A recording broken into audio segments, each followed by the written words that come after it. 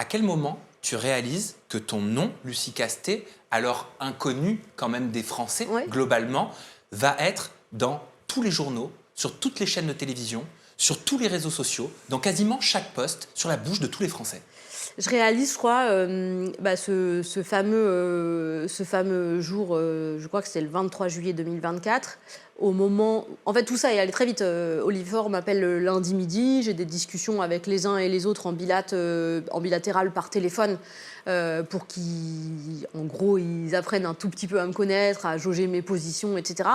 Et puis le lendemain après-midi, ils me disent, mais à ce moment-là, je suis un peu dans le noir. Moi, j'ai l'impression qu'il y a plein d'autres noms sur une liste. Je n'ai pas exactement, j'ai pas toute l'information. Et donc le lendemain après-midi, quand je reçois, je crois, un texto où on me dit tout le monde est d'accord. Est-ce que c'est toujours bon pour toi? Si tu veux, moi, j'ai pas l'impression d'avoir formellement dit que j'étais OK, mais à ce moment-là, je me dis, je vais pas retourner en arrière.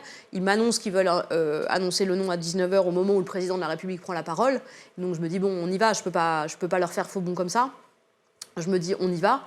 Et à ce moment-là, je suis dans mes bureaux, enfin dans les bureaux à l'hôtel de ville, qui n'étaient pas mes bureaux. Moi, mes bureaux, ils étaient porte d'Ivry, mais j'étais à l'hôtel de ville pour des réunions. Et donc, j'étais sur mon ordinateur en train de travailler. Et là, je vois un pop-up qui s'affiche sur mon écran d'ordinateur avec ma photo.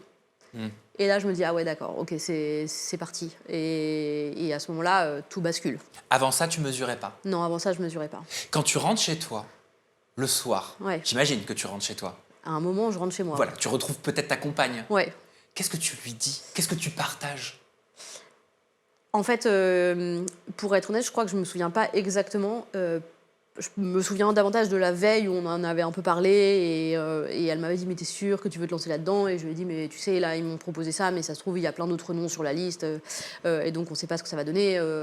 Il faut que la gauche parvienne à proposer un nom, et donc si je peux contribuer à aider, faisons-le. Mais le lendemain, en fait, tout s'accélère.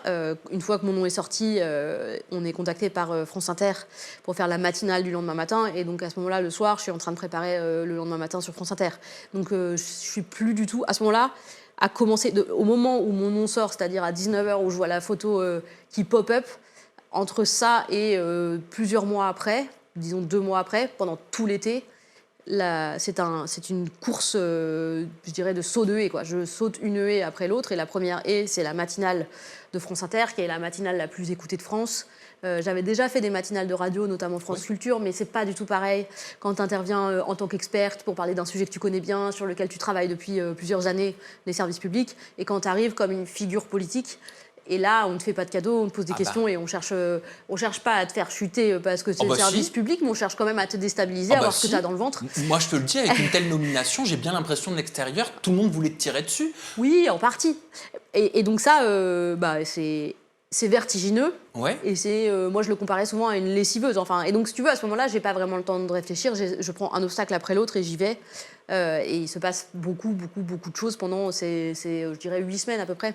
Ben oui, parce qu'il y a ce nouvel exercice aussi des médias que tu connaissais, mais là qui est intensifié fois 1000, avec la question aussi de la légitimité que tout le monde te renvoie tout le temps. Bien sûr. À peine t'es nommé, tout de suite, on a l'impression qu'il faut te décrédibiliser. Oui, alors moi je ne l'ai pas senti aussi fortement que ça, notamment parce que j'ai eu plein de contacts avec des journalistes qui étaient plutôt bienveillants et avec qui je pouvais avoir des discussions de fond, donc je ne l'ai pas senti, notamment la presse écrite, hein, on avait quand même le temps de se poser pour parler de choses de fond, pour exposer des propositions, etc. Et puis par ailleurs, les relations avec les partis étaient très bonnes et très bienveillantes et très constructives, donc moi je n'ai pas eu l'impression de vivre la défiance telle que tu le décris, ou peut-être que j'essayais de me protéger et donc que je choisissais les infos que je laissais parvenir à moi. Mais ce qui est sûr, c'est que ça a été une lessiveuse et ça a été très violent d'être projeté dans les médias comme ça, sous une forme qui m'était absolument totalement inconnue. D'habitude, les personnalités politiques, elles mettent longtemps à construire leur personnage public, elles vont de plus en plus dans les médias, mais c'est un petit peu progressif. Oui. Là, ça n'a pas du tout été progressif, ça a été plongé dans le grand bain tout de suite.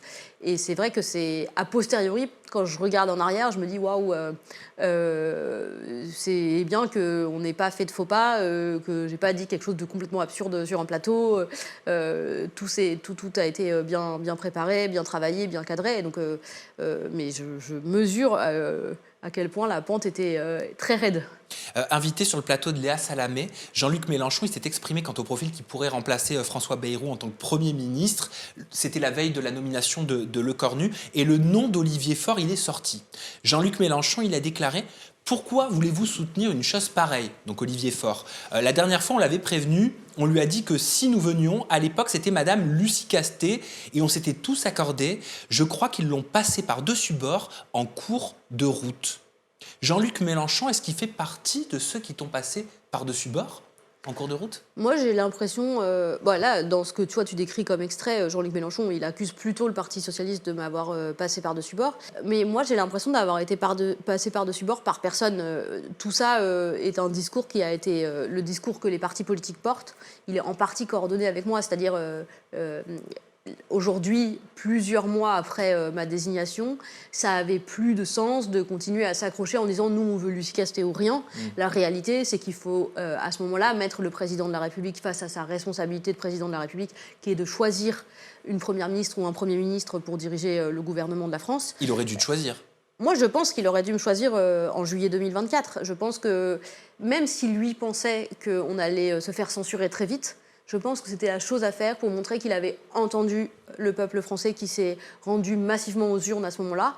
Et je pense que démocratiquement, ça aurait été beaucoup plus intelligent et beaucoup plus confortable pour tout le monde. Est-ce que tu penses que si Emmanuel Macron t'avait nommé, avait accepté ta candidature de Première ministre, est-ce qu'on serait dans cette situation-là en France? Est-ce qu'on aurait des blocages? Est-ce qu'on aurait autant de colère? J'ai pas de boule de cristal, je peux pas affirmer. J'essaye de ne pas faire ça, d'être la plus honnête possible quand je réponds. Je pense que, en tout cas, ce que je peux dire, c'est ce que moi j'aurais essayé de faire avec l'ensemble des partis de la gauche. Ce qu'on aurait essayé de proposer, c'était un agenda social qui n'a absolument rien à voir avec ce qui est poursuivi maintenant. On l'avait dit, à ce moment-là, on avait conscience qu'on avait une majorité relative et pas une majorité absolue, mais on considérait quand même qu'on était la première force politique à l'issue des élections. Et donc, on aurait proposé plein d'avancées qui nous semblent indispensables pour la population française. Par exemple, améliorer les salaires, en particulier améliorer le SMIC. Revenir sur une réforme des retraites qui a été perçue comme imposée par le haut par la population française.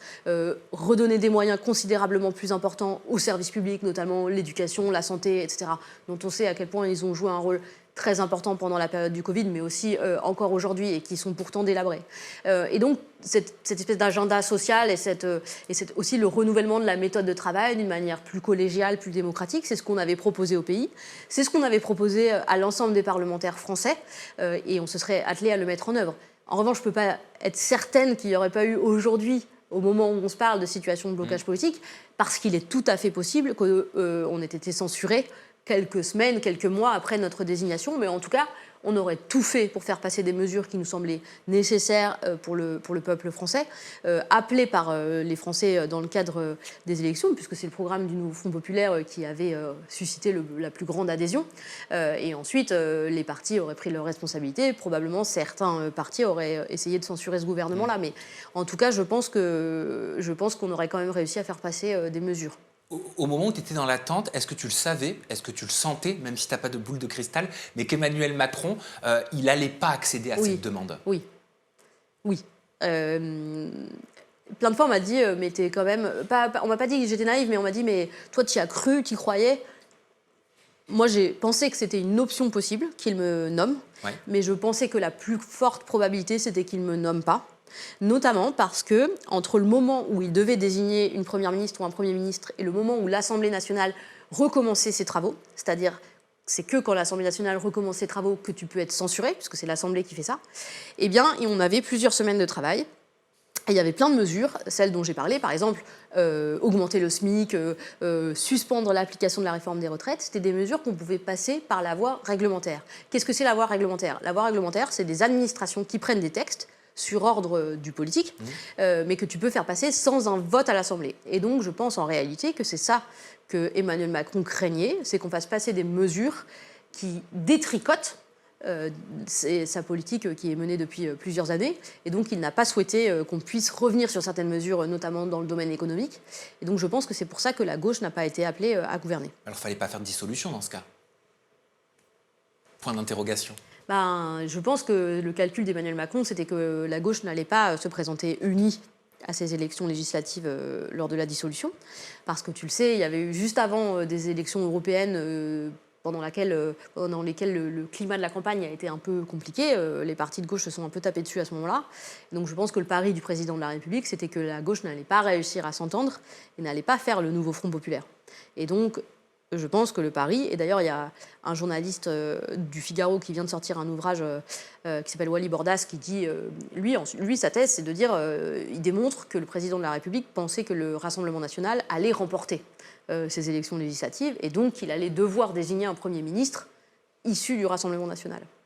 Et donc c'était ça le pari d'Emmanuel Macron. Quel aurait été l'intérêt? Si on fait de la politique fiction, l'intérêt ça aurait été, en tout cas c'est la thèse de ce journaliste-là, que le Rassemblement national n'aurait pas été en mesure de gouverner aussi bien qu'il ne le prétend, qu'il allait devoir révéler certaines, notamment de ses incohérences politiques. Par exemple, le Rassemblement national est un parti qui dit « moi, je vais sauver les services publics », mais de l'autre côté, il dit qu'il va encore réduire la dépense publique et encore réduire les impôts. Donc les deux ne sont pas conciliables. Tu ne peux pas sauver les services publics d'une part et réduire les moyens octroyés à l'État d'autre part. Donc il pensait que l'incapacité à gouverner du Rassemblement national allait éclater au grand jour. C'est la thèse de ce journaliste-là, et que donc ça allait mettre en difficulté le Rassemblement national dans la perspective des élections présidentielles de 2027. Donc une stratégie plutôt honorable pour le Parti socialiste, faire en sorte que le Rassemblement national n'accède pas à la présidence en 2027 ?